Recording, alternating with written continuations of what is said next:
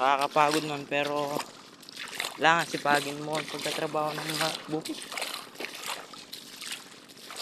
Kahit mainit, talagang kailangan tignan dahil ano yung ano, ano yung isa natin lupa nandun, yung fish pan dun. Ano, yan. Yan, may lapil na rin pala sila. Yung isa natin trabador. Yan.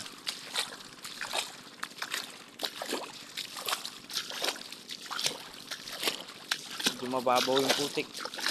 So makikita rin to pag umano na. Pag tawag doon, pag naalisan na ng tubig to mga idol, makikita na talaga na wala na ano to. Makikita ng ano talaga. Makikita na talaga yung pinakaputik na, pinakamalalim. Dito pala medyo mababaw ay malalim. Wala ng tubig oh. Wala ng tubig yung palay natin dito. Ay, palay natin.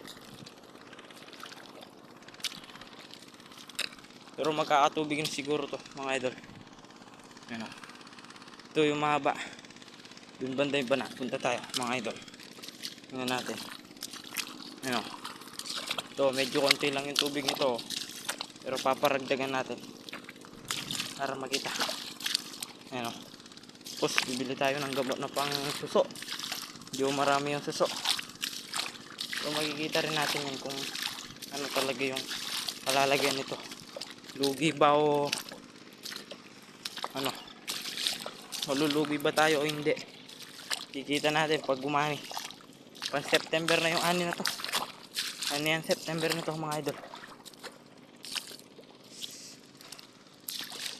Makikita dito yan, medyo mahaba-haba pero kakayanin dahil medyo ano, masayang nagbubukid mga idol. Malalaman nyo rin to pag kayo ay nagkalupa na rin katulad ko. Magkakaganito rin kayo. Basta sipagan nyo lang. Kahit tamad ako, sabihin ko lang sa inyo, magsipag kayo. Para bilhin rin kayo ng mga magulang nyo. O kayo, makabili kayo, makapaglabas ng pag-aaral. Yan, hindi maluwag rin to. Ano rin to, 12 hectares. Yan. Ayun yung isa natin, medyo maraming tubig. Hindi natin malalagyan yan kasi yan yung istakan natin ng tubig yan. Yan. Yung ano na yan. Dahil ito yung ano natin.